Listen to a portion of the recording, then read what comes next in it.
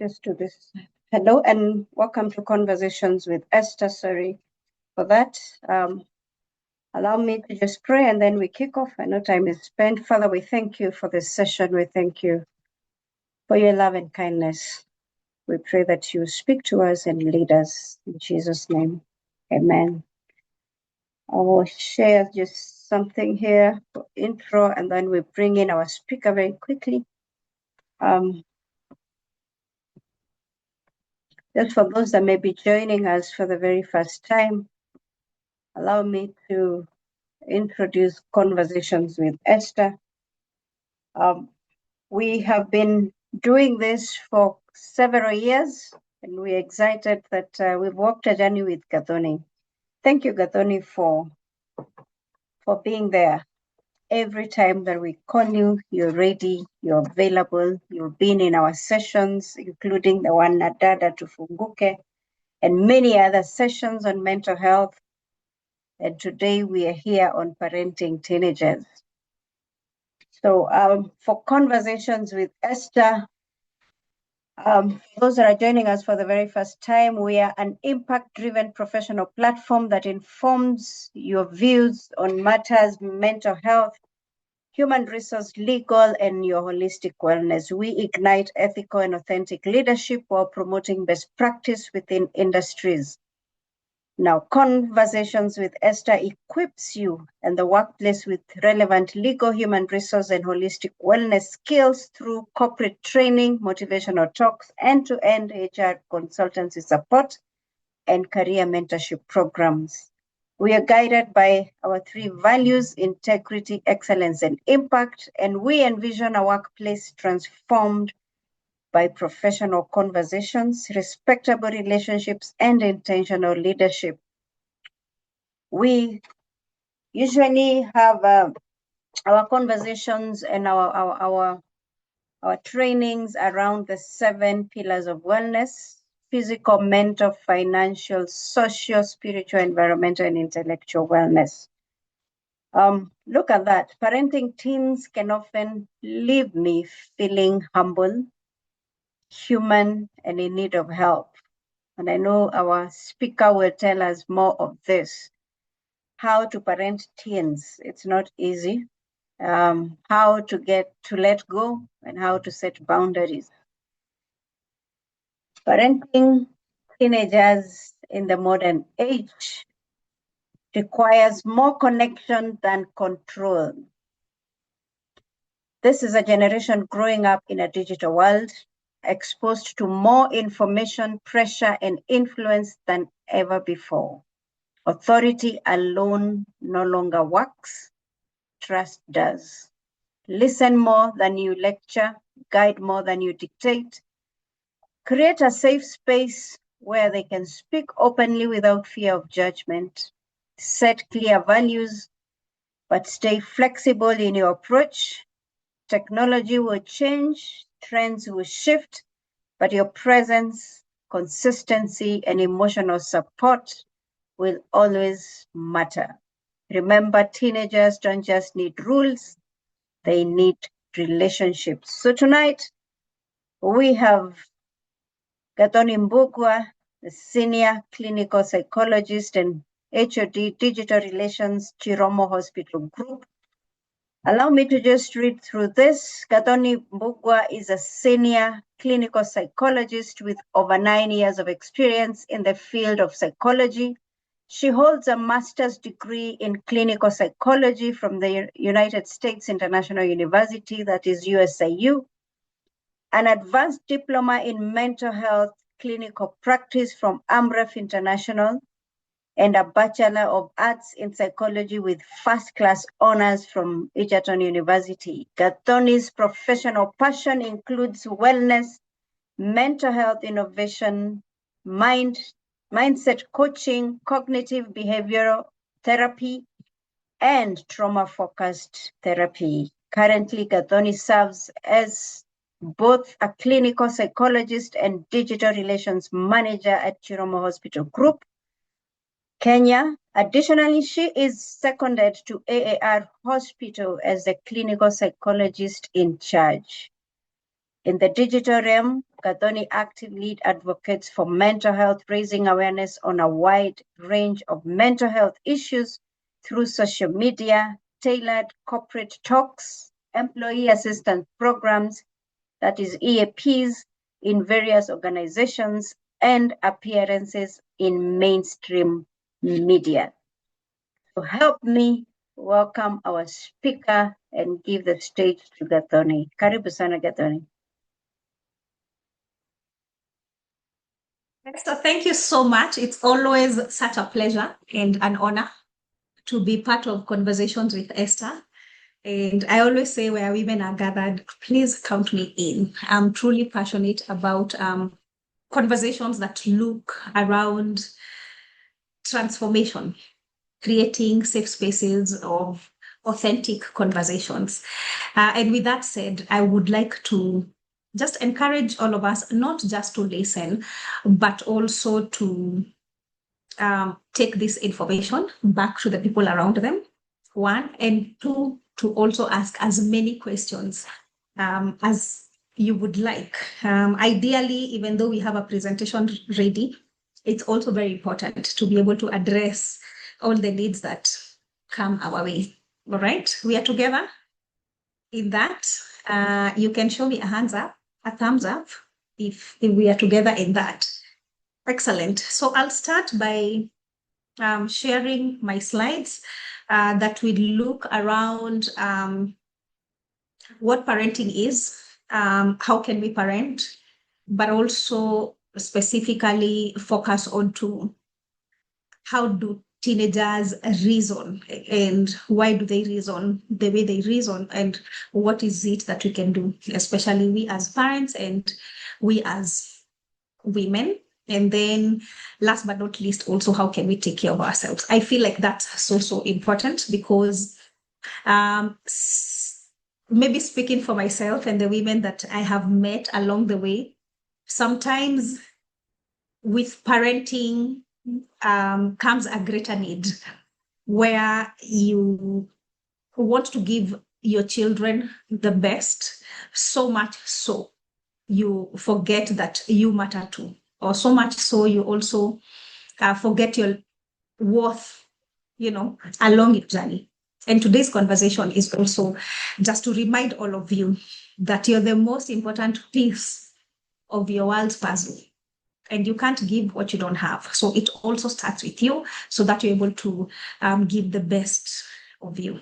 All right. So allow me to share my slides. Please. I hope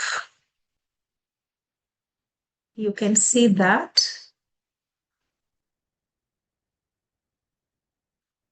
Okay. I'm trying to, just a minute.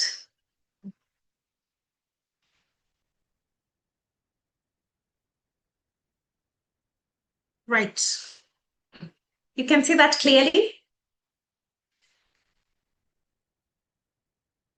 Perfect. I work for Chiromo Hospital Group, and these are the various facilities that we have. And of importance is that we have put in a lot of work together, both from our partners and the staff and also our patients, to ensure that recovery in dignity is key. And we continue to strive to do that, guided by the vision, mission, and the core values that you can see. As we delve into today's conversation, and I can see it's already 7:18, so I'll jump into it. Like I said, we'll look at parenting, but the specific part of parenting is where teenagers are concerned. So firstly, it's also the understanding. The adolescent stage it's a phase. And contrary to popular belief, teenagers, I know we say from 13 because that's when the teen is starting, all the way to 19. That's the phase. But the truth is, based on a lot of the younger people we have seen, right from when children are 11, in those what we are now today calling preteen years, they are already beginning to experience the shift in terms of their emotional regulation, in terms of puberty. So it's the onset nowadays is way earlier than we would have ideally estimated a few years ago. Okay. So this is a transitional phase of growth and development. And this is a stage that links childhood to adulthood. And it is a very tricky stage because that person who is in your home today, they're not really your baby, the way you know as your baby, but they are also not an adult. And therefore, that is what makes this stage very, very challenging. One thing that I always tell the parents that I come across in my clinical practice is when you go to studies and look at how we view this adolescent stage, it's actually categorized and called the stage of storm and stress. Yeah, can you imagine that? Storm and stress. And with that being said, it means that even as our kids are growing and they have already gotten to the age of 10 and now are negotiating the double digits, it's more about psychological preparation for the parents.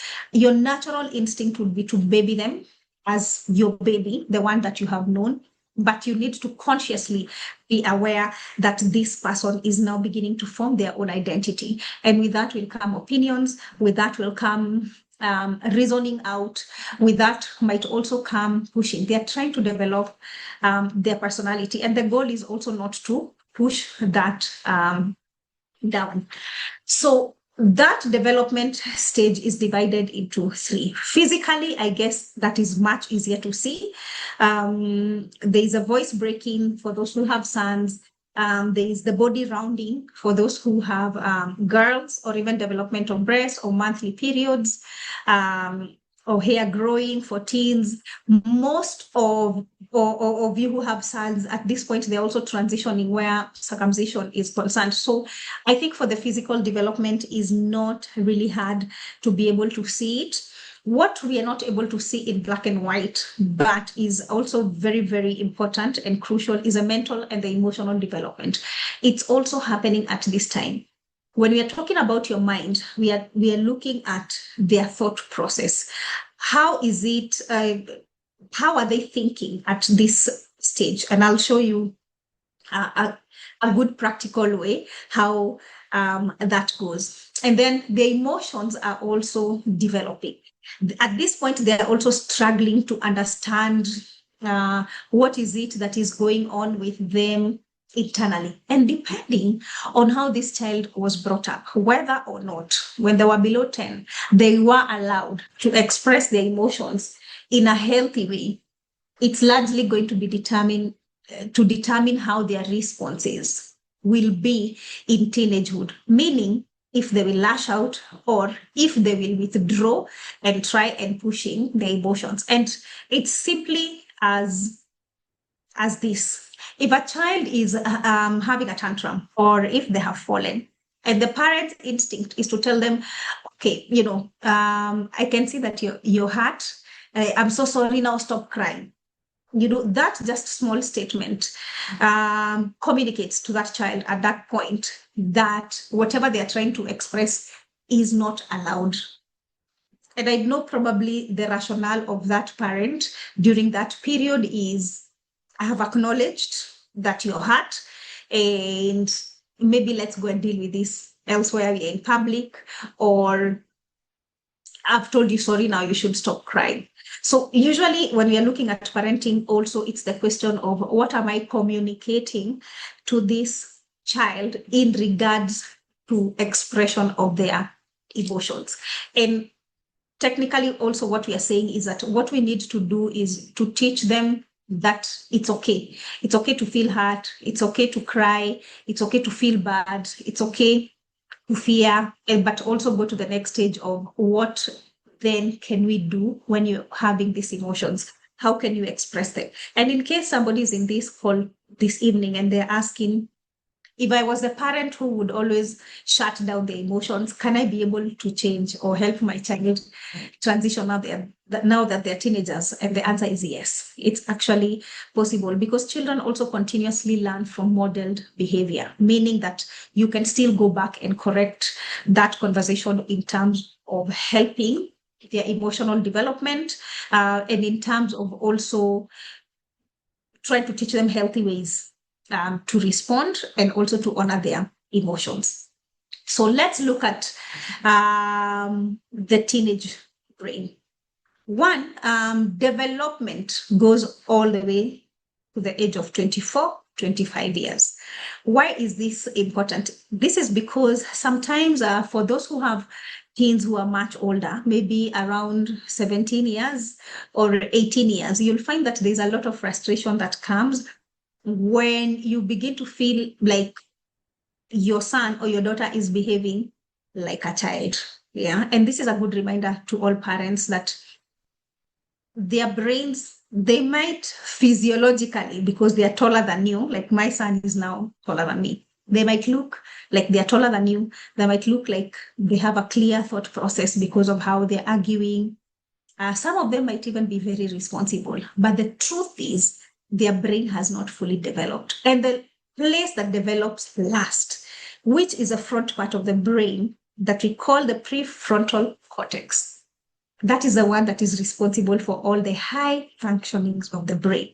The determinants that clearly show this is a child and therefore are engaging in childish ways, and this is an adult, that determinant is largely based on, is this person able to employ high functioning? And now that I'm also talking about that, one other thing that is also important, and I want you to side note it, and also probably research more about it. The younger a child begins to have an interaction with substances, whether it's alcohol, whether it's the vape that is going round, whether it's cigarettes, whatever it is, the younger they are, then the harder it is for them to actually develop these high functionings of the brain, because substances actually impair the brain from developing properly. And if that impairment is done chronologically, you'll find that this person has gone, they're an adult, but somehow their reasoning is still impaired. Okay, so usually it's still here.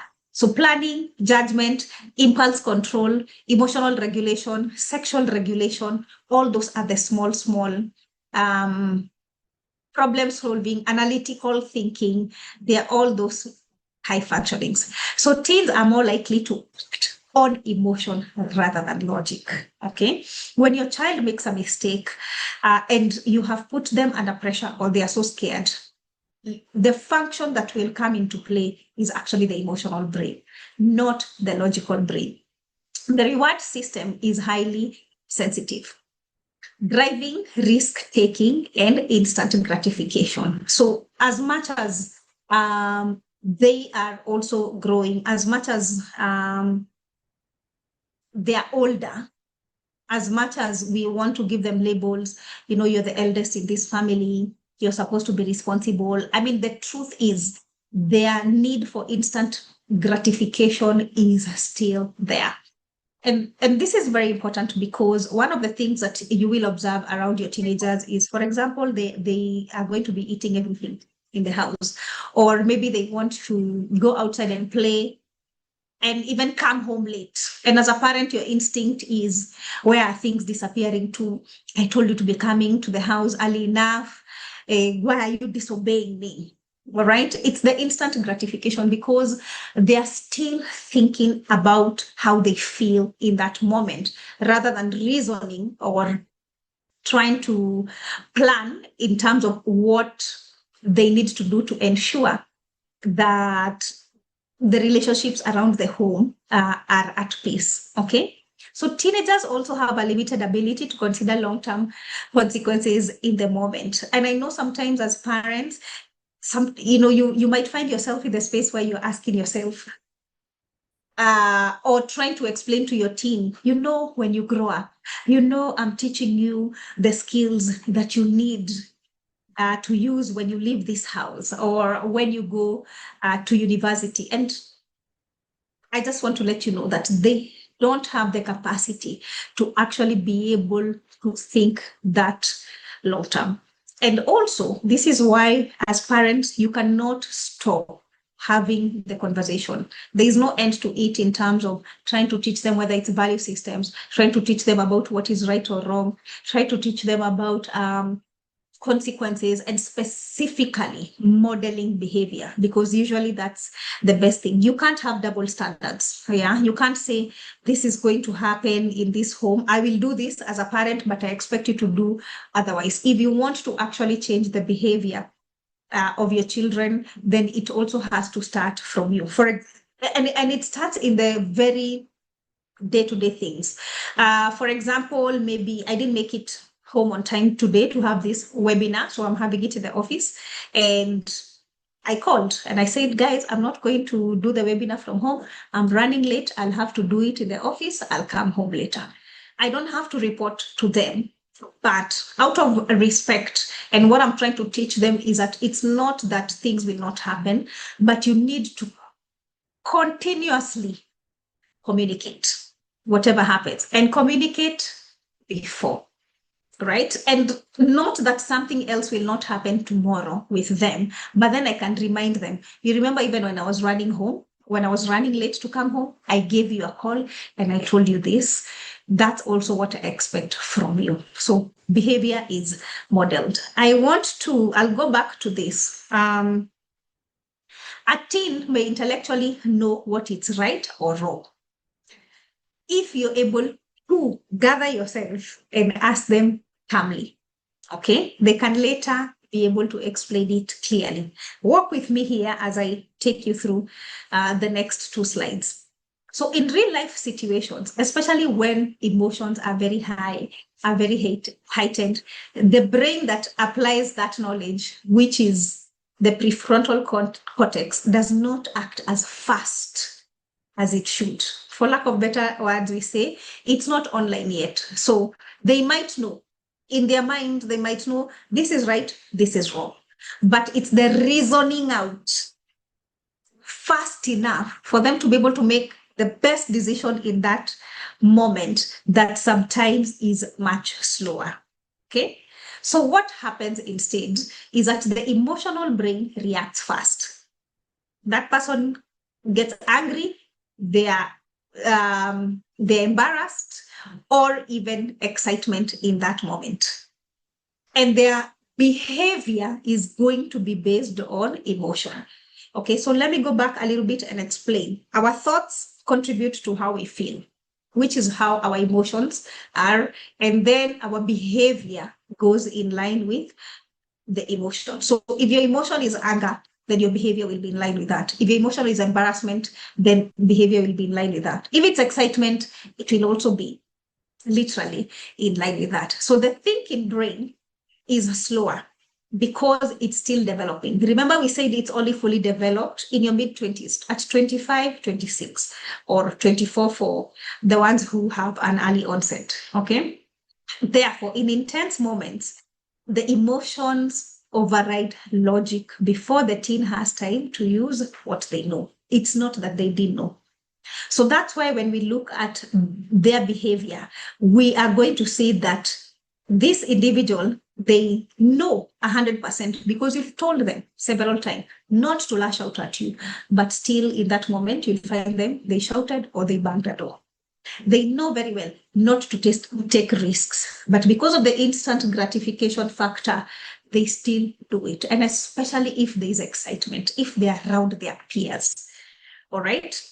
And you will find that this person knows very well what the consequences are for this family or for them, but not fully feel them while they are making that decision. Sometimes most of them will feel it much later. So for you as a parent, your thought process is this person actually just did this intentionally.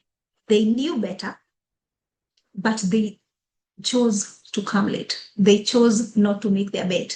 They chose not to take the shower. They chose to take that substance or whatever it is that is going on within the family system. But when you look at it critically, developmentally, they knew better, yes, but they couldn't access that knowledge fast enough, and especially under pressure, which is why we see when something that has happened, the first person that it needs regulation is not even the teenager, your teen son, it's you. Because if you as a parent, your emotions are heightened, then definitely the temperament, the temperature of that room will also be heightened.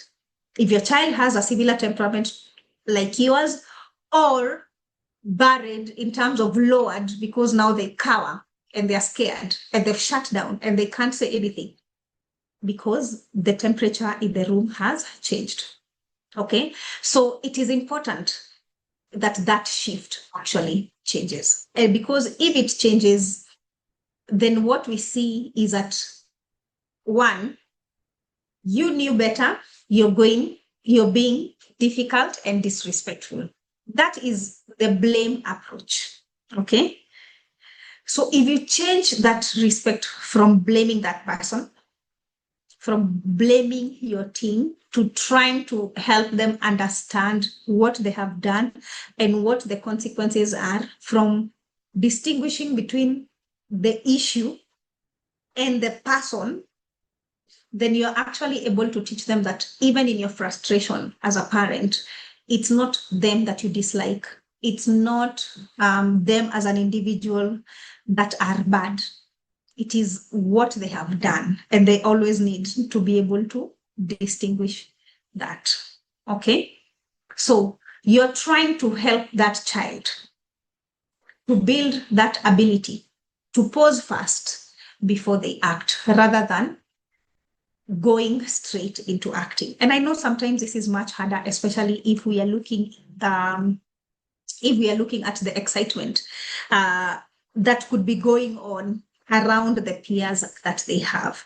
The good thing is, when I'm having sessions, especially with young people who I see a lot of them, one of the things that I've had more often is my mom keeps repeating this over and over and over, and I've already had, or I know. And in fact, I had a similar incident, and I think that's the first time I realized, oh my God, my son is now grown. He's 14, he'll be 15. But I remember, I can't remember what the issue was, but I remember how the conversation changed from trying to correct him to now telling him about his future, trying to tell him about responsibility and how that trust is built. But I specifically remember him saying, okay, mom, I've really had. And I think for the first time, that's when it hit me. Oh, okay. I guess now, I'm dealing with somebody who is developing into a man, like he's beginning to push back. I don't want you to be discouraged as parents, because the truth is also, this information that you're continuously trying to pass to your children over and over and over, you actually learn better with repetition. And I know this goes contrary what the young people are trying to communicate to us, that if you tell me this too much, it's annoying and I don't want you to repeat it again. But I want to tell you as a parent, because your job is not to be your friend, your job is actually to guide. That's what parenting is.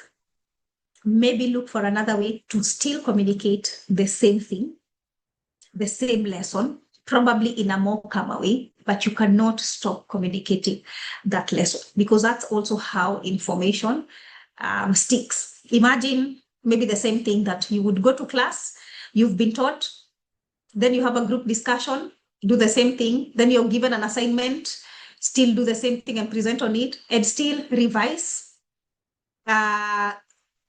do cuts, revise for it, the same thing, and still revise for the exam, do the same thing. It's about the repetition. So there's nothing wrong with that, because they are not going to grasp it as fast as we would expect. Okay, so this just shows how the teen brain looks like, and the prefrontal cortex, as you can see in front of you, because that's the engine, that's the CEO of the brain, and it looks at what I call the high functionings, those complexities of life. of life that determine between the difference between somebody who is childish, a child, but also somebody who's mature, where an adult is concerned. Okay, I will share this with Esther so she can be able to share with the networks. Now, the other thing that I want us to look at is the developmental stages. And I know some of you have come across these developmental stages. There's usually a big question. And allow me just to ask you this on the chat. Between quality and quantity, where spending time with your child is concerned, which one is more important? Let me read what your thoughts are. What do you feel is important? I don't know if I'll be able to see the charts. Okay, I guess I will be able to. Let me see. I want to see what most people are writing, and I can see they are coming in. I'll go back to the other comments. I can see quality. Thank you. I truly appreciate that. I can see a lot of quality. Nobody has a contrary. Less quality time. Quality. Right. To be honest, since I am a teacher, if I had, I can see another one that has also come in. Actually, just more qualities. But also somebody has said, but also I enjoy quantity, as in seeing them around even when we are not doing anything together. And then somebody else has, now we have another quantity and more qualities. Yeah, I was saying if I was given permission, I would have had this debate properly. But let me tell you something. There's a big debate between quality and quantity and which one is better. Okay. The truth is, for teenagers, both of them are very important.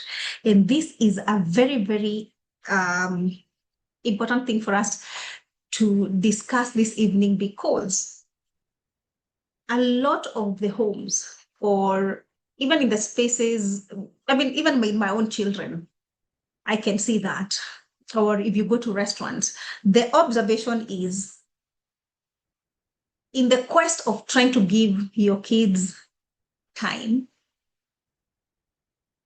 or space, you end up giving them so much time that they end up utilizing that time to only be on digital tools.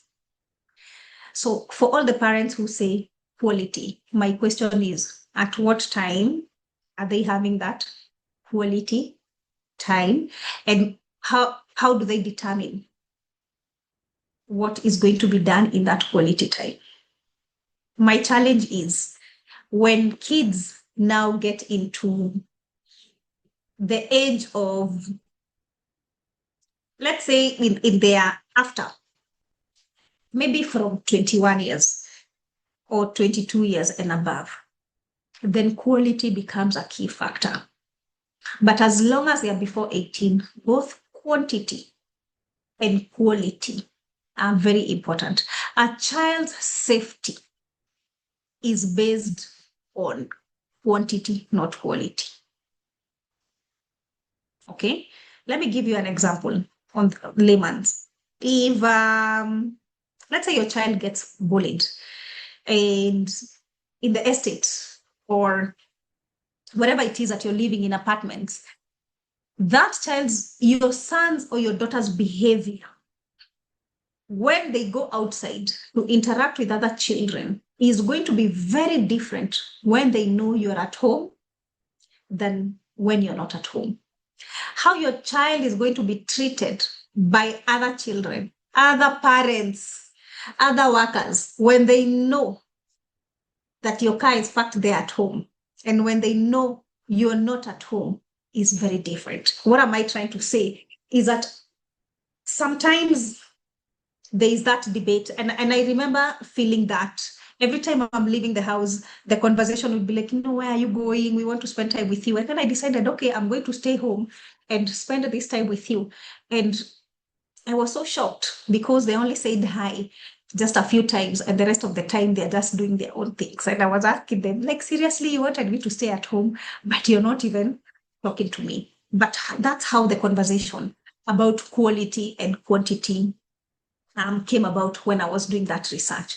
So even your presence being there actually gives them a form of safety. And that safety is formed when that child is much younger, in their 10, 11, 12, 13, 14. So that is very, very important. Quantity, that's the quantity, your presence, you being there. All right. Quality is about, even though you're in each other's presence, what is it that you're being able to do? One of the things that I would like to demystify, and by the way, if this applies to you, I would like to see what your thoughts are on the comment section, is I think we grew up in a space where if your parents are not talking to you, then there must be something wrong. Yeah.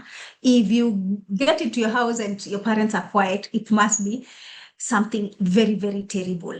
And the other thing, even as we are looking at quality between how you spend time with your children, is also to begin to teach them that sometimes it's also okay exist in each other's spaces, even though you're not necessarily making so much noise or cracking jokes or giving each other's high fives. Like, it's okay. Silence can also be comfortable. It does not always necessarily mean that something is wrong, that somebody is not okay. Okay. But whereas this happened, it's also important for you as a parent to note the difference between when your child is existing in silence in your present and when they're withdrawing. So withdrawing specifically is when they begin to leave your presence. For example, they don't want to come out of the bedroom. If they used to eat in the sitting room, that has changed. Now they only want to eat in the bedroom. They were initially in the sitting room. When you come in, they go. That now is being withdrawn. They are trying to run away. Children grow up in a space or teenagers where they feel like their parents can see through them. So when you see them trying to withdraw, just know something is going on, and it is your responsibility and your job as a parent to draw them out. Yeah. And let me tell you, one of the ways to be able to draw out your children is by being able to share your own experiences. The truth of the matter is, nobody wants to be the dysfunctional one in a circle. Nobody. And, relationships are similar in whatever spaces. So if you're the person who always has a problem all the time, then you'll begin to feel maybe there's something wrong with you. How come other people don't experience this? And one of the best ways I've been able to realize to draw out your children is also to begin to share your own challenges. Just say, today, I had a hard day at work. Either this client came late or this person was rude to me, but this is how I corrected the situation. Of course, share what is reasonable, what will add value in their life, because they are not your friends, so that you emotionally dump on them. You're trying to show them that whatever it is they are going through could not be so different than what you're going through. And even when you go through this stuff, you actually try to cope, and this is what you do. And therefore, it helps you feel better. I hope we are together. Because when you share a problem, then now you can begin to ask, have you ever experienced something like that? What did you do? Yeah, has somebody ever been rude to you? Tell me about that, because you've told them about yourself. So we are moving from the era and the generation where your parents were on a pedestal. They never made any mistakes. They could not be questioned. They were all very clever and very sharp, to a space where you're raising a different generation that needs more communication, more understanding, more inclusion than any other generation. Okay? So in the stages of psychosocial development, the school age, which is where a lot of them are at this space, they develop self-confidence in abilities when competent or a sense of inferiority were not. I know it's written, were not. So school age, this is the period where you want to engage them in many activities as you possibly can. Okay. And then the adolescent, we have the identity versus confusion. So they are trying to grasp who are they, where do they come from, what are the value systems of this home, how do we treat other people. Okay, so this is not about what you're saying anymore. This is also about what you're doing. At this stage, I usually tell a lot of parents, what are some of the things that you want from your generation moving forward to be doing? Do you have causes? Do you have value systems? And how can you actually be able to teach those things? Because this is when their identity is formed. And at this stage, it's also important for the children to have a connection with each parent. This is what I mean. If you're a mother of multiples, if you're a mother of more than one child, then you need to start planning dates with every child alone. Have time for all the children, yes, but today go and know who Gadoni is, what her favorite color is, what she likes to eat, how she is when she doesn't have somebody talking over her. Okay, go and learn who Patricia is today. Yeah, how does Patricia behave? What does she like? Who annoys her between her two siblings? Who is her best friend? Make time for each children. And once you learn your kids, the next goal is now to be able to engage in activities that make them happy rather than bundle them all together. So you will always have time for family as a whole, where you have family activities, but you will also be conscious. And it's not even about the money. Today you can say, Esther, let's go for shopping. Today I'll go with you. Tomorrow I'll go with the other child, with Tom. Okay, or I'm taking a drive, or I'm going for a walk. Today, let me go with John. Okay. And that way you also begin to teach the children that they are all valuable. This will prevent them from, when they are adults, to get into a space where they are fighting in terms of this one is liked more than this one, because you took time to understand and learn each one of them. They are beginning to form their identity. And when they go into early adulthood, the intimacy versus isolation stage also comes in. Okay, you need to mold what healthy relationships look like. And one thing we forget as parents, healthy relationships are not relationships that are free of conflict. Healthy relationships are those with conflicts, and conflicts are resolved. So it's important for kids to actually grow up knowing that you will have conflicts, but this is how you resolve conflicts, including if you have conflicts with them, as their moms. The moms are I like to say, the functional parents in terms of running up and down. So most of the time, the disciplinarians within the family setup.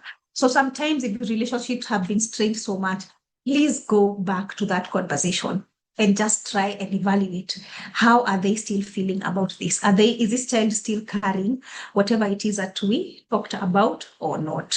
Okay. So let's get into what influences them during this period.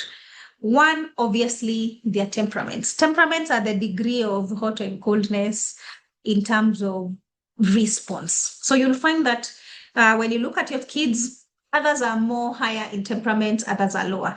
But always know that your child did not get their temperament out of the blues. It can only be one of you, where parents are concerned. So either factors that influence their development during this time is, one, their temperament, their level of intelligence, how they communicate, how they socialize with each other. Those are the personal factors. Two, family factors. Are they able to bond or not bond with their caregiver at this point? Yeah. And it can be anybody. as long as it's somebody who can be considered as a parent, because I know this varies. For some people, it's guardians, for some people, it's grandparents, but those family factors are very important. And three, the community factors. What access do they have to? I know one of the biggest modern day fight is in terms of digital tools usage. I'll give you the rule that I have in my home. I don't think it's perfect, but it's what we try. We can't, no phones, no TV before 1 p.m.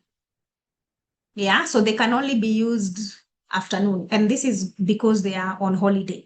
So the expectation is that they'll read a book, they'll do something fun, whatever it is, they'll do some chores, and then they will use their phones later. But this holiday, I realized that, so now these people are sleeping more. I mean, initially they would wake up at 7 or 8, but now they are sleeping more. And the other day I was telling them, I think we need to change the rule, because I think we need to say no using the phone for 6 hours. So if you decide to wake up at 10, and you know you only have 10 to 11, 11, 12, 12 to 1, then you start using your phone. So you only have 3 hours. So you're trying to sleep a lot more.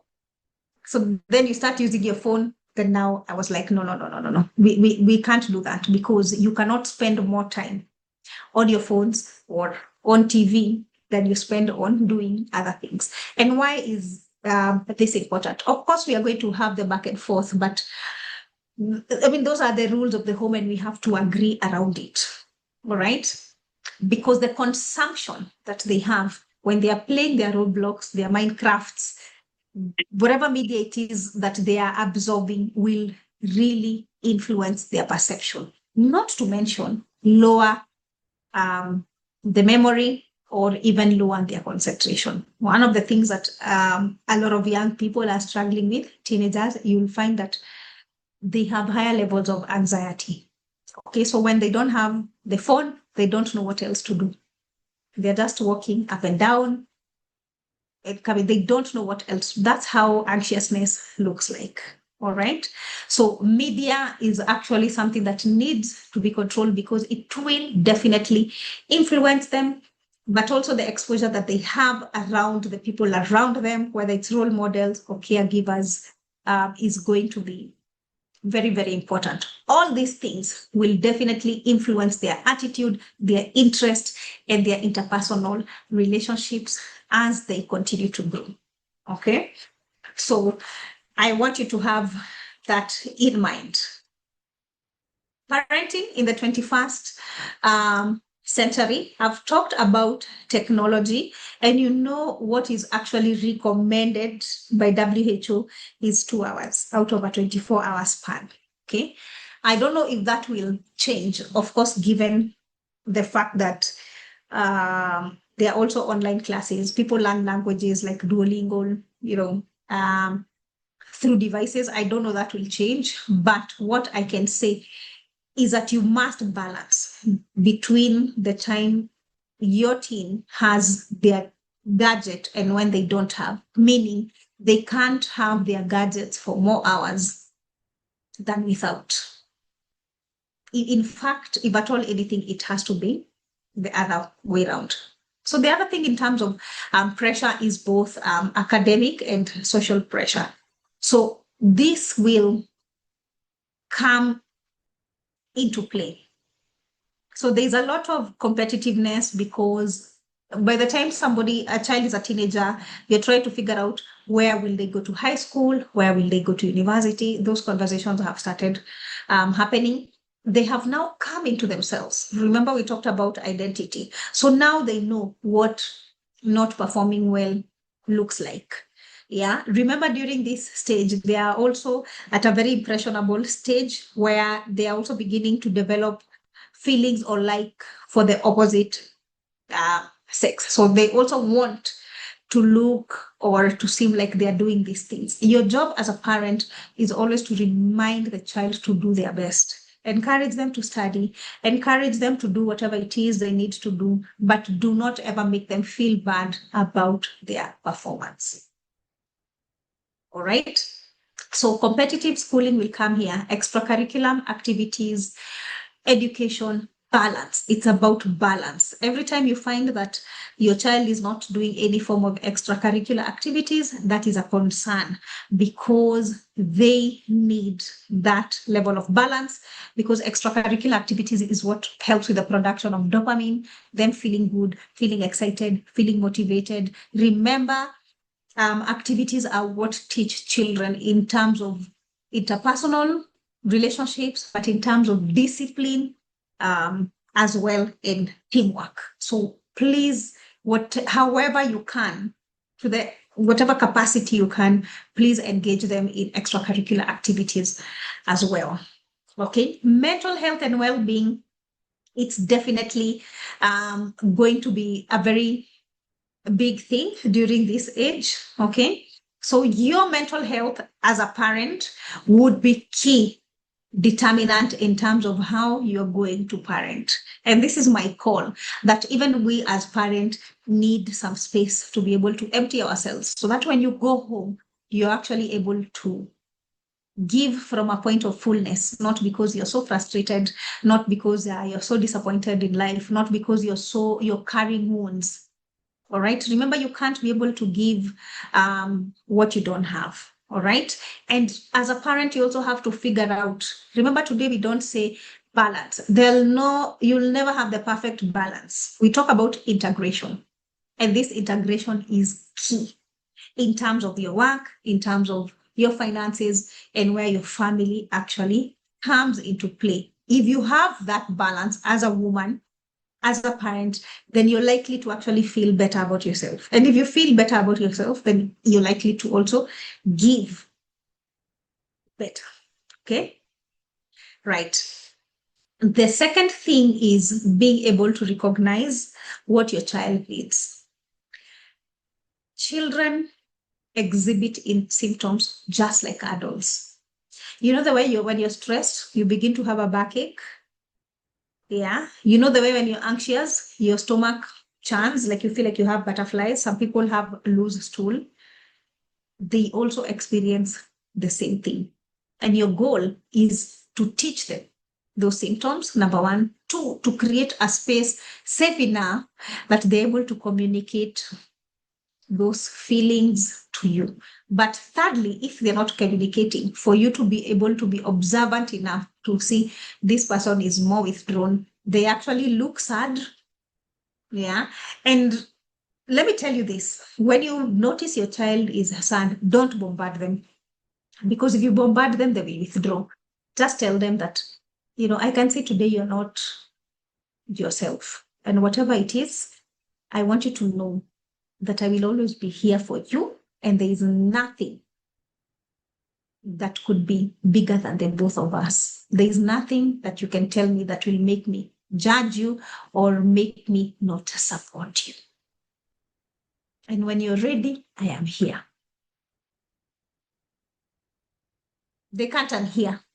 So you're not trying to say, what's going on? Tell me, did somebody hit you? Did a teacher talk to you badly? You're trying to tell them you can see.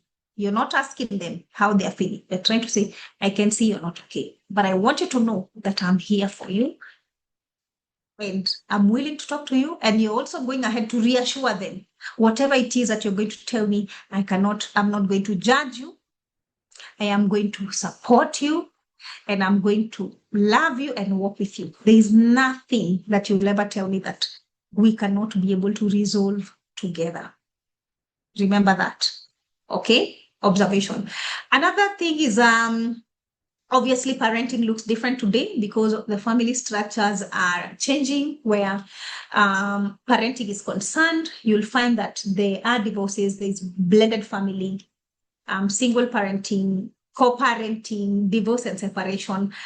But the important thing to note is if you're a parent today, these are not conversations that you can hide from your child.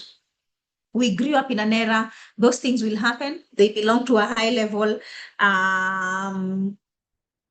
conversation in terms of people who can talk about the issues within the family, and the children are not told. So you need to involve your children in terms of helping them understand what's going on. All right.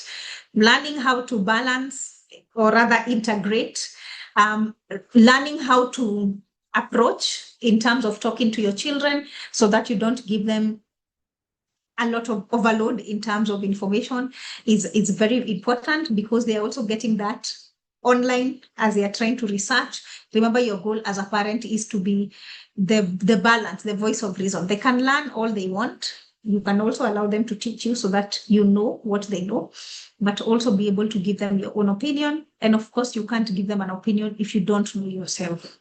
So also take time to be able to learn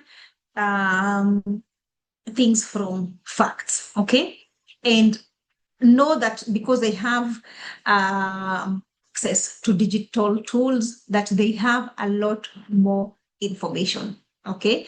So be more aware in terms of cultural shifts and economic pressures, what's going on, and are you able to have those conversations with them? But most importantly, what is their thought process, okay? What are they thinking, okay? And with this, you'll find that, and I've mentioned some of these things. If kids, for example, are struggling, whether it's media exposure, whether it's issues within the parental system, whether it's social or academic pressure, these are some of the impacts, the things that they'll be able to be struggling with, that you need to be on the lookout for, okay? So today, you'll see that we have way more younger people coming into therapy because of anxiety, depression, stress, or they have completely become withdrawn, loneliness, esteem issues will come in, social comparison will come in, addiction definitely will come in.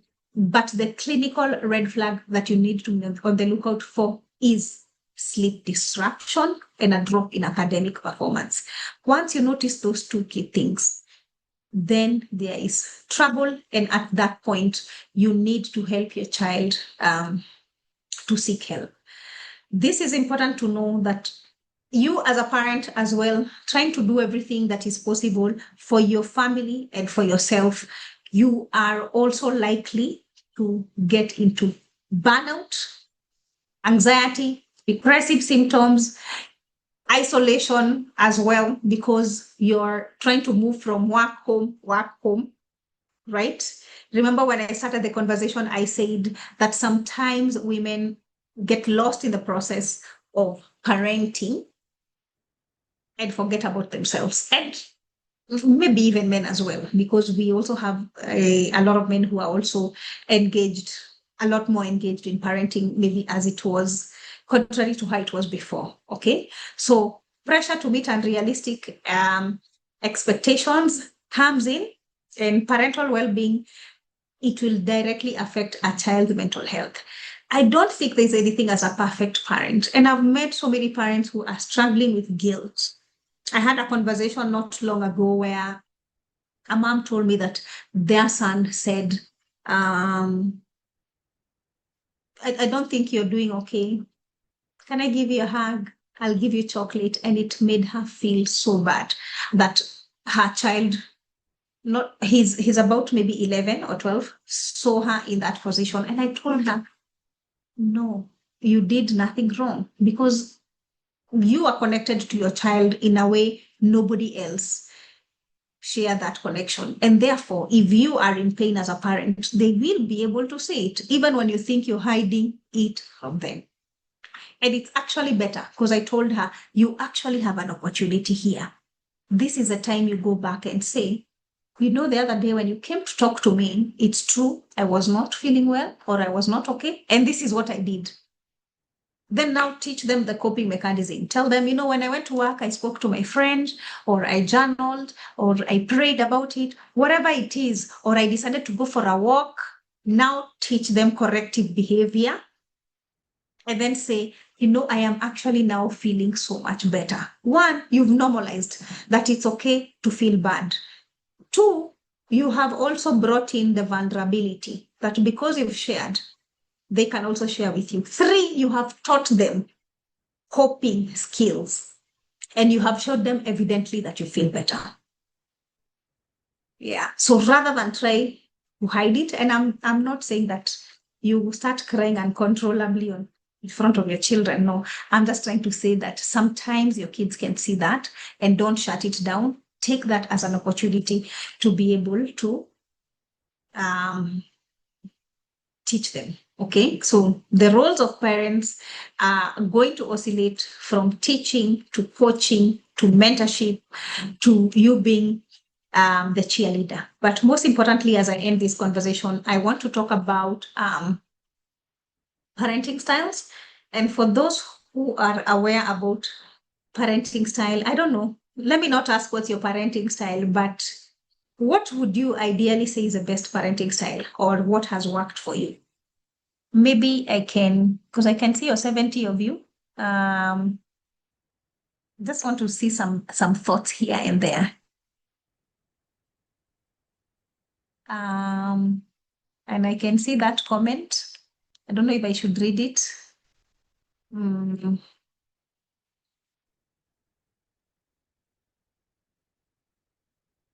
So, what parenting style do you feel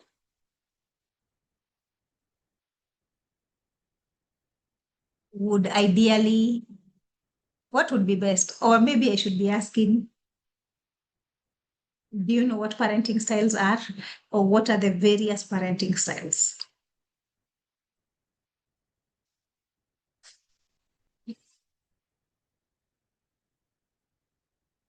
Let me see that as I check on my time.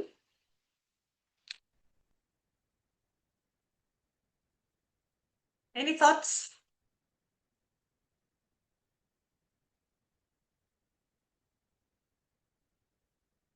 Somebody is saying we share. Okay.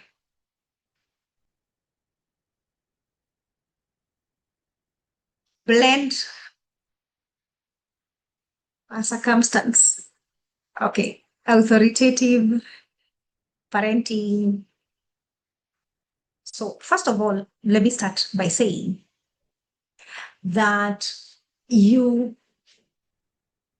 unless you have healed through what you went through as a child, unless you have taken time to establish what went right in how you were parented vis-a-vis what you want to carry forward and what you want to do away. Unless you're in that. The only thing that he kind of scared of is moths. Jennifer, we can hear you. But unless you have been in that space, then you'll find yourself that you're likely to parent blindly. And parenting is about intentionality. Okay. So parenting styles can have far reaching implications on the child, affecting every aspect of their life. Okay. So being rigid and unwillingness to adjust, it's a major challenge in parenting. Somebody has said, we share that. Let's look at this very fast. There are 4 parenting styles. Yeah. First is the permissive one. And this is where your child can do anything. In fact, I've had this being said by so many families, likely that this is the boss of this house, saying that the child is in charge of when you go, when you come, what time you eat, what time people sleep in this home. And you know what? Maybe in some aspect is true, but permissiveness is disabling a child, for lack of better words. I've really tried to think what would be the nicer word to say, but it is disabling. So this parenting style is where it is child driven. Okay. It does not reinforce any rules. It overindulges the child to avoid conflict. So if a child is crying for this, you will give them just because they are crying, because you don't want to have the conflict as a parent of telling them no. And I'll repeat again, you are not supposed to be a friend. You're supposed to be a parent first, then build a relationship. The friendship comes later when your children are now adults. Then now you can actually be friends. The second parenting style that we need to be aware of is the neglectful one. Okay, where you're completely absent, you are involved. Yeah, you don't offer any form of guidance as a parent, and you're also indifferent. You don't know what their school is. You don't know what they're doing. You don't know what they're interested in. You have never met any of their teachers. Okay, you don't know who their friends are. You don't even know what they like or what they do not like. Yes, you are there, but you're literally just moving around the house and not actually involved as a parent. That is what we call neglectful in terms of responsiveness. And then we have the authoritative, and then I'll tell you which one we think is better. So when you're looking at this parenthood, let me talk about authoritarian first, because I'm sure most of us would relate to this. Authoritarian, this is a parent who is, I'm the one who says they're strict, they have rules. This is a one-way communication. This parent is also very, very involved in their child to an extent that the child cannot be able to do something without referring to the parent. Have you ever been in a home where a child says, Mom, can I drink water? And it's a big child. And you're wondering, if you wouldn't notice that, it would probably fly by you. But the truth is, why do they feel that they need to ask permission for a basic need? Then they must be a concern. The parents must be so strict. And there's a difference between a quiet child and a compliant child. The compliant one, who is the one who has read the parents and they know, if I do this, then this is equal to me being liked. So they're just going to do everything that is said. They will not even engage in arguments. That is also to say, a child who engages in you where your opinion and thought process is concerned is not necessarily a bad child. It actually means their brain is developing and you need to try and reason things out with them. But anyway, the authoritarian parent is the one that we grew up with. And then we have the authoritative parent, who is a parent who involves the child in terms of problem solving, in terms of communication, in terms of setting rules. You both set the rules and you both set the consequences of if those rules are broken, what is going to happen. There is communication that is open and communication that is natural. And remember, communication is not just top, bottom, but it's also horizontal or down, up. Okay. This is also very important when modeling behavior in terms of how you treat the workers in your home, your house girls, your security people, the people who garden around you, because children learn how these relationships, how you're relating with the other people based on what they're observing, not based on what you are saying. Okay. So if we are trying to say, is there a parenting style that is better than the other? The answer is actually authoritative. Okay. And I think somebody had written that. Yeah, I can see Zippy. Zippy, good job. Yes. Somebody also wrote assertive and friendly. Yes, you can be assertive, and assertive is not aggressive. You can be assertive and friendly. And somebody has said authoritative, but partner is softer. Actually, the best model where parenting is concerned is actually when there is that balance between the good cop and the bad cop. So you all can't be all good cops or all bad cops. But one thing that parents forget is that you are one. Yeah, I know physically they are two different parents, but the role of parenting should always be one. And this is also something that I learned. If your child wants something, children are very manipulative. They know who the softer parent is, or nicer if there's something like that. So they will start with this one. If this one says no, they will go to this one. Please don't get engaged into that. Every time your child asks you something, just say, let me speak to dad, I'll get back to you. Or dad, let me speak to mom and get back to you. When you do that, then you're teaching your children that they cannot manipulate you. And remember, if you don't get it right now, when they're 13, 14, it's gonna be like that, or even worse when they are 21 or when they are in university in terms of manipulating you. All right. Somebody has said here, I'm a strict parent. It's not the best. I know, but it's the only one I have known. You're right. I mean, you can only give what you know. You can't literally be able to teach your children what you don't know. So parenting has to start with intentionality. That's what I say. First, you heal.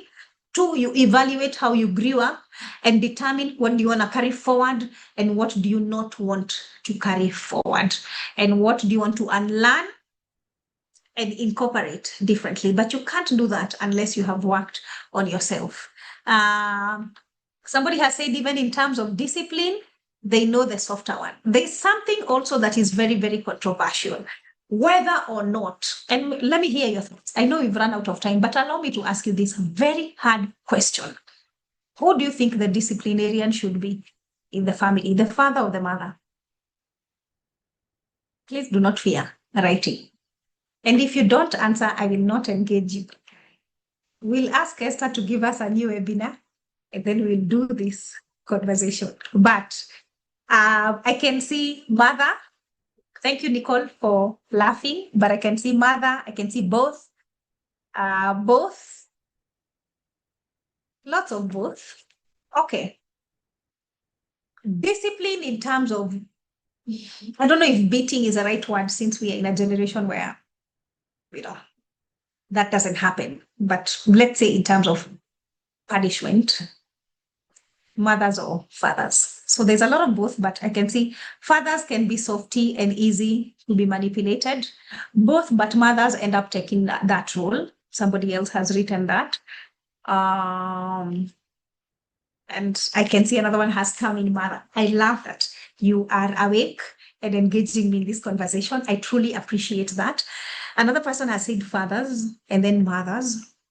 One of the things that, as the answers continue to come in, is, first of all, discipline has to be enforced by those parents. But in terms of the actual day-to-day chores, punishments, all those things, then usually based on research, if it did come from the mother, then you'll find that the functionality of that child becomes way more different in terms of stability than if it was the father who was beating. I'm just saying that because in our context, in the African context, then there's beating, than if the father was physically beating the children. Yeah, and I know we can have a big debate about this, but I want you to go and read and do your own research and come up with your own conclusion. Okay, this is because the father plays a very important role in terms of security and in terms of safety and in terms of provision. And provision in this case is not just finances, but providing the emotional stability and the emotional safety that the child needs. Now, if the person is supposed to provide the love, the safety, is the one beating you, then you'll find that how that child interprets or responds to life later becomes very different, because a child will always have a different connection with the mother in terms of how they love the mother, even if you beat them. Even if you made noise to them, you're still going to be the same person who they're likely to come to or forgive or rationalize. But if the words were said by the dad, they will never be able to unhear that or unsay that. And in most setups, you will find that dynamic is actually what usually happens, that you'll find that the dads are a bit more calm than the moms. Okay, but here it's about balance. A child needs also balance so that they can have another parent that they can be able to run to, or even a guardian. Okay, I'll read this other comment. How can I receive details for the next one? Okay, I think we'll get back to that. Let me just finish. I'm done, just the last part, okay? So practical strategies that I want us to look into or to leave this webinar with is one, is to learn how to strengthen family connections in terms of spending quality time. But remember, I've also told you quantity is very important. If you say I'll only be spending quality time maybe once a month, but we really do something so special together, it's not enough. You need to be present, okay, in some of the things. So get time to watch the movies, get time to play board games, get time to go to church together, get time to do walks. In fact, if at all, more than anything, at this age, when they are conscious of who you are as a father, who you are as a mother, this is when it's actually needed most. Okay, so you need to talk to them. I like this statement that says you cannot connect without content. So talk, enjoy each other, read books, share stories, share memes. I mean, if you forward them to your friends, why not also forward them to your children and just maybe laugh about it? Okay, why not tell a joke and just laugh about it? Take times, tune in and talk, just engage. The more you engage with your child, the more you actually get to know their frame of mind, the more you actually get to know what irritates them, what they like, what they don't like. Number two, you definitely must manage technology. You will fight about it, technology, but remember, you're here to set guidance, not to befriend them. So please have a detox day. Yeah, say this afternoon we are just detox, no phones. Let's go for a walk. You know, one thing that I learned with my children is the best way for me to engage them is for us to say we are reading one book and then we'll be discussing. So we try to read one book and then I hear what this one got from it, what this one got from it, and what I got. So we try and read. Where have you reached? Today we are reading these pages, or we go outside. Okay, so we would still go to Karura for walks, ride bikes, or any other physical activity they like, because the more they're out there, the more they are also away from their gadgets. So balance, you have to manage. Prioritize mental and emotional health. If your child has gone through parental divorce or separation, any grief that has happened within the family system, any form of trauma, maybe there were thieves in your home, maybe there was domestic violence, please don't imagine that they have, because you have just said, are you okay? And they said, okay. Just please put them in touch with somebody who can be able to support them. Okay. If they're struggling in school, please normalize to get them the support that they need. All right. Encourage healthy lifestyles. Remember, the age of identity in teenage years, that's when the boys are now beginning to pay more attention into how they look, their style, and also the girls.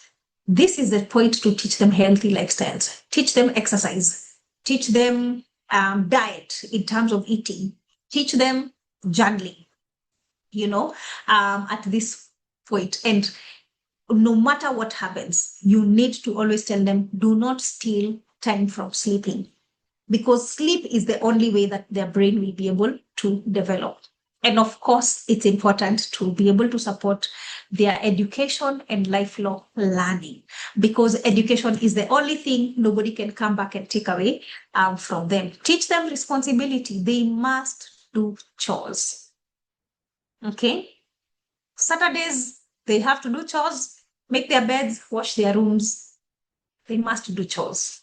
So teach them to do chores, the boys and the girls. Teach them how to cook. That's very important. Remember, you're setting them up to be independent later in life, okay? You as a parent, teach them also how to balance.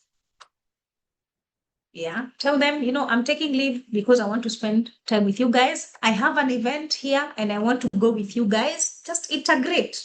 Figure out how you guys can all work together as a family.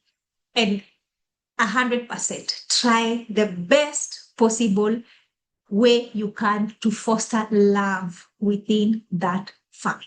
And when we are talking about love, one of the things that I want to say is that spirituality has been added in the psychological model of treatment. This is the last thing that I would say. So when you're talking about love, teach them that love is about action. It's not a feeling that will magically appear. The feeling is what comes later. And why is it important to start having this conversation now? Because they are getting into the space of now beginning to form relationships, whether you like it or not. Okay? So teach them about this big word that people talk about, love, and tell them love is about actions.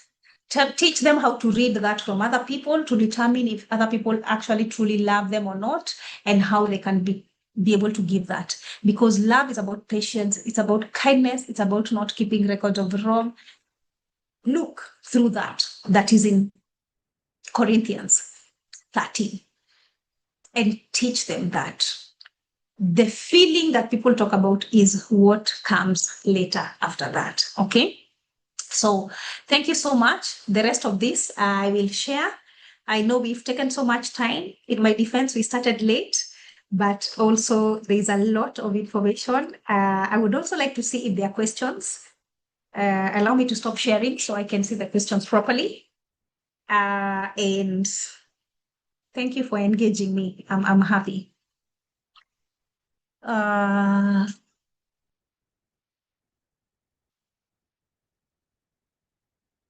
Right. I don't know if Esther wants to help me with to read the questions, or do you want me to just to read? Let me see some of them that I've seen. Esther, go ahead. Yeah, thank you, Gathoni. I see we are still full house. Looks like we need a part 2 of this. But I'll just rush through this just to see what is there. My son has anger management issue. Out of anger, he fights to vent out. And out of that, I'm now looking for a third high school. And I'm feeling like he's doing it intentionally. But when I go to his teachers, they say he doesn't have an indiscipline issue, or he doesn't have indiscipline issues. What could be the problem? First of all, I truly appreciate, I know this being a public forum, and obviously a webinar that has been streamed, for you to come out and say this, I truly appreciate that. And I'm sure you're speaking on behalf of very many other parents. Your son has anger management issues, but school, they say he has no indiscipline. So I don't know if it's safe for me to say that then the anger issues are being displayed within the home environment. Right? And if that's the case, then it means there is a problem that you could be overlooking. Okay. So I think we need to go back to the drawing board in terms of parenting. Okay. What is it that he's trying to fight against? Because, anger is a response. It's something that has happened, then their response is like this. So try and figure out, what are these things that are happening? Is it the authority he's fighting against? Is it risky behaviors that he wants to engage in and the parents are refusing? But what I can recommend, if not to take them to a psychologist to figure out, is to look for another man. Yeah, if it's a mother who wrote this, because I don't know, but it's look for another authority figure in terms of a man figure that can be able to talk to him in terms of discipline. Another thing that really works for children is to put them in programs. Please continuously put your children in programs that are going to benefit them every chance you get. Every church has a program that is going on. Okay, because they are able to continuously learn the same thing over and over about discipline. So every time they're at home, put them in programs, make sure they're engaged. If they're not in church programs, let them have programs of activity. A teenager needs to dispense all the pent-up energy that they have in their system. All right. I think it's also said that now you're looking for the third high school, and I'm feeling like he's doing it intentionally. But when I go to his teachers, they say he doesn't have any discipline issues. I think I'll share my number, or Esther can share my number, so that we see how we can delve into maybe this issue so that I can understand it well. Because if teachers say he doesn't have an indiscipline issue, but you're moving him to the third high school, then I think I would like to understand what exactly is going on, or what is prompting the move. Right? Thank you. Thank you, Gathoni. Someone says this thing of them saying I have already heard. Does it mean we should stop talking and guiding them? No, I think I addressed that, and I said that we learn best from repetition. I think the goal is to try and figure out how can you communicate the same thing in a different way, but again, you must continuously keep emphasizing what is right, what is best, and what applies for that family. Yes. But yeah, you'll hear that. Don't give up, parents. Good. I see you also addressed the one when using phones, to what extent, please? Yes. I think you addressed that. And I see Dr. Susan also says, my sister Gathoni, you're making me feel like I'm the one who needs to go for counseling. And I think she was the same one with that other one for the son. So you'll share your contacts, and I know she'll look for you. I will do that. And just to normalize, yeah, it's okay. It's actually okay for you as a parent to go for counseling. Remember, I said you can't give what you don't have. So healing yourself sets you up to be able to be a better parent. So yes. Good. I see someone saying, I'm attending on behalf of my sister. She's constantly shouting and arguing with the kids. Calm conversation is rare. I shared the link to her. Hope she doesn't log in. Are you going to share the slides? Let me tell you, say this. Yes, if you are shouted at all your life, how else are you going to do it differently? Yeah, because a lot of parenting by now has happened because you just found yourself as a parent, rather than the Gen Z of today, who is a bit more intentional. They're already answering the question at 19, whether they want to be parents or not, and at what age, and how they will parent. You know, most of us just found themselves into that space where you're parenting. So technically, you're just going to pass down, you know, how you are parented. Yeah, and this calls us to go back to intentionality. So the shouting can only stop if the mother themselves is calm. If you're not calm, then that's what you will project. You can only give what you have. So if what you have is chaos, that's the only thing that you can be able to give. And I see her hand was up. If she's still there, she can unmute and speak. Yes, yeah, I wanted to add on that part. She has this thing of saying, but I'm the parent, so she can never be wrong. And as the aunt, I find myself caught in between.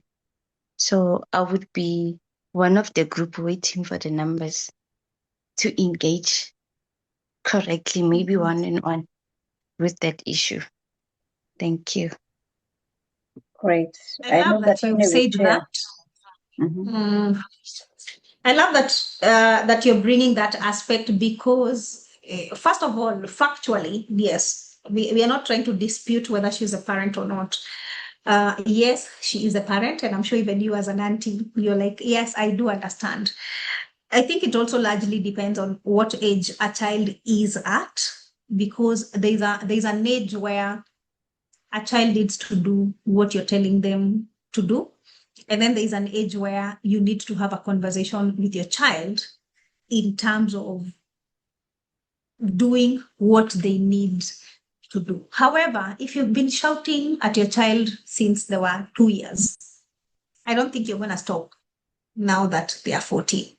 And if you're going to stop, then you have to really be very, very intentional about it, because I think she's just acting out of the natural response. So unless she unlearns that, one thing that you will take to her from today's conversation is that children use the emotional brain, or rather, our children, the teenagers, are using the emotional brain and not the logical brain. And please tell her it was said that unless she has conversations in a much more calmer way, she will keep getting the emotional reactions, right?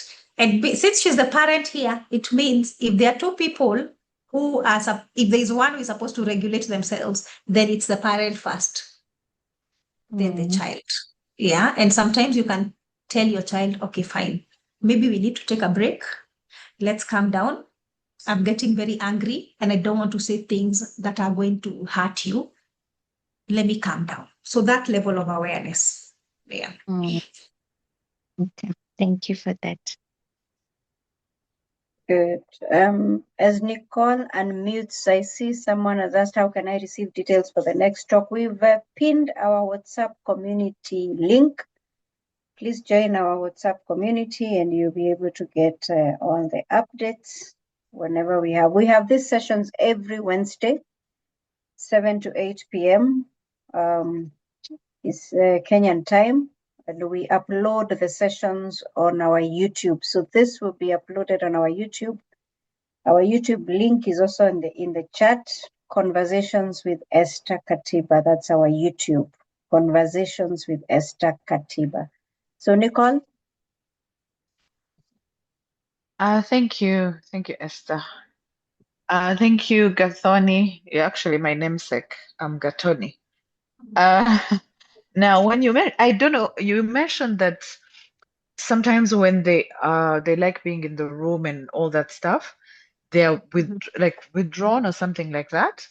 Correct me if I'm wrong, but is it always the case, or it's just mood swings or seasonal? Because if I speak for myself, my daughter loves being in the room, but then the meals and the dancing and everything else occurs, in the general space. But she has moments and mood swings when she's just in the room. She wants to be on her phone, jazzing with her friends, things like. So is it withdrawing, or is it something we need to check, or it's normal? I love that she's able to come out of her room for meals. And I guess the assignment that I'm going to give you as a parent is those times that she's out of the room, see how she engages with you. Is she willing to actually have conversations with you that are productive, or is she trying to eat quickly so she can, get out of your sight or the dining or whatever and go back into her cocoon? So yes, especially for girls, they will still have those moments where they feel. In fact, I was so shocked the first time my daughter told me that she's having me time. She's turning 13 now, but the first time I ever heard that, I think she was 10. And I was like, what? Like, what is that? But anyway, and now I've learned how to also allow her to have those moments. For those of you who are not yet there, you need to introduce a no phone rule in the bedroom. That's one of the things that I have. No phones in the bedroom. Phones can only be used in common areas. And the reason why we started that when they were much, much younger, it's because I probably knew when they start hibernating, they'll be hibernating in their rooms. And I don't want them to hibernate in their rooms. So because I want to use their phones or whatever it is, at least I can be able to be seeing them, around in the sitting room. So if they're already using their phones in the room, it's so hard to try and change that rule now because it's just going to cause a lot of conflict. So maybe the short answer is see how you can draw them out, all right, when you are there. And the best way to draw out a teenager is to do an activity. So go to the gym, do a walk with them, bake with them, try and learn a new recipe from TikTok with them, just something that is going to be exciting for them that they like. And last but not least, please also monitor what is it that they are doing when they are away. I'm not trying to say them being in the sitting room or the sitting area or the living area, it's not that they are not going to do those things. But when they are alone, you also need to be aware what exactly is going on in their phones. Also, introduce a limit time. Yeah. Limit their time where the phone shuts down. But have the conversations first. Make an agreement. Thank you. I love making agreements because I can tell them, okay, I know you're saying 2 hours is a little. How many hours do you think you should spend doing this? I want to know. So that we agree with you, we set. Yeah, then the phone will shut down on its own. I won't even be there. The apps will just shut down. Sorry, please go ahead. Good. I know. Okay, Nicole, go on. No, I was saying that she's really bubbly and has a lot of stories when Oh, she's that's around. nice. She's very engaging. It's just that she just has those moments when she wants to be, and she's almost 16, so I guess it's the case of now I can't really say no phones. And yes, the phones have a Yeah. limit, and they go off at a certain point. Okay, Excellent. thank you. Excellent. Great. This mood swing thing, Gathoni, I think, is another one. So someone says, thank you for the insightful session. Please organize one for divorced parents with insights in how they can navigate the separation. You want to Okay. speak to that just a bit before we close? I feel like that's another whole webinar from the history of how the divorce came about to, because talking to a child is largely dependent on will there be healthy co-parenting style, how do the support systems look like for that child, was there domestic violence or not, because that also brings in the impact that it's had on that child, but also the biggest part of the realization in terms of who will have sole custody of the child. And with that being said, also just having in mind that even though some rules are set in terms of supporting a child in terms of co-parenting, that might not necessarily be the case in terms of the other parent who does not have sole custody showing up for the child. And how do you manage that? How do you manage their emotions when they are going through that roller coaster as well? Bearing in mind that this is also a loss to yourself, obviously, as the other parent. So it's a family going through grief, for lack of better words. And how do you navigate that loss? Yeah. So I feel like that's such a much bigger conversation than a comment. Great. So Yeah. I don't know whether we have anyone else that would like to say something before we close, and then Dr. Susan has raised her hand. Yes, Dr. Susan.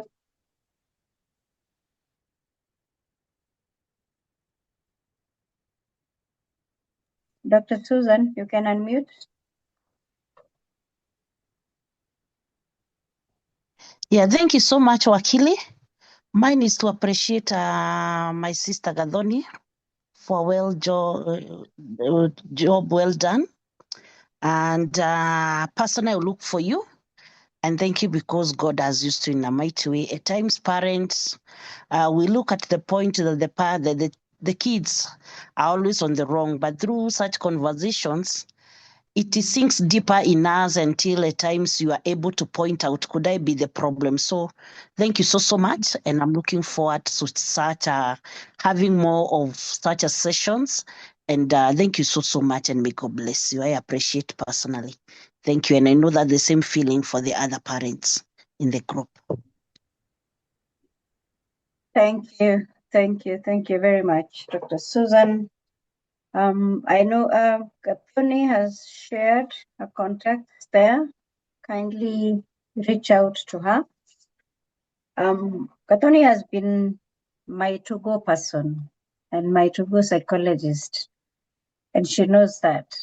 So I am covered, and it's important that we get someone that we can call, and someone that calls. Actually, I don't just I don't just call Gathoni. Gathoni calls and says, "Esther, how are you doing?" You know, it's a relationship, and it's okay not to be okay. She taught me that it's okay not to be okay, and it's okay to ask for help when you feel like you're getting overwhelmed. It's very important. I have sent very many people to Gathoni, but children and parents. true. I just send them to Gathoni because I know it will be well. So feel free to speak to Gathoni. Feel free to take your children and your relatives to her. She is very, very supportive. Gathoni, asante sana. Thank you very much for the support. We have walked a journey of educating people and empowering them on mental health issues and many other issues with Gathoni and with Chiromo. And I want to appreciate. I know Jedida had an issue with the network, but I also want to appreciate Jedida that has always helped us organize and put things together in such sessions. So thank you very much. Gathoni, parting shots. Thank you so much to all the women. And I saw some men today. Good job. I truly appreciate everybody who came, everybody who asked a question, everybody who made a comment. And I cannot thank you enough, Esther Katiba, for just making these forums that are open. I always say that if there's one thing that you need to do for yourself is just take advantage of every webinar that is taking place. Maybe to go see that therapist would be 5,000 or 4,000. But some of these things, you can get insights from fellow people around you, but from such conversations. So I truly, truly appreciate you creating such a platform for people to connect. I also usually see a lot of activity in the WhatsApp community group. And that's also another very special thing. Last but not least, these conversations help normalize. Sometimes you could be stuck alone in your own thoughts and feeling, I think I'm the only one who my child is telling me to stop talking. I mean, now, even after 10 years of practice, we are still dealing with the same things, I'm still the same sentiments, the same concerns are happening. And, we can do this together. You're not alone. We are here to work with you. We are here to support you. So thank you to Esther. Thank you to all the women. And yeah, I'll go home a happy person tonight. Thank you. Thank you. And thank you everyone in our community. Gathoni, by the way, we have a club for women, a swimmers club for women. So we go swimming as women just to make sure we relax. We have the holistic wellness where we report on our walks and our mental wellness. We have a new group for compassionate caregivers. We realize that we are also caregivers. And we will be inviting you as well to speak to the caregivers. We have a huge community there. Yes, and quite a lot is happening, and we have mentorship programs on career matters. So join our community. The link is in the chat, and you will be able to choose where you want to be. Let us take care of ourselves and take care of one another. So thank you very much. God bless you. Have a good night. See you next Wednesday for the next session. Good night and God bless you. Good night. Bye. Good night.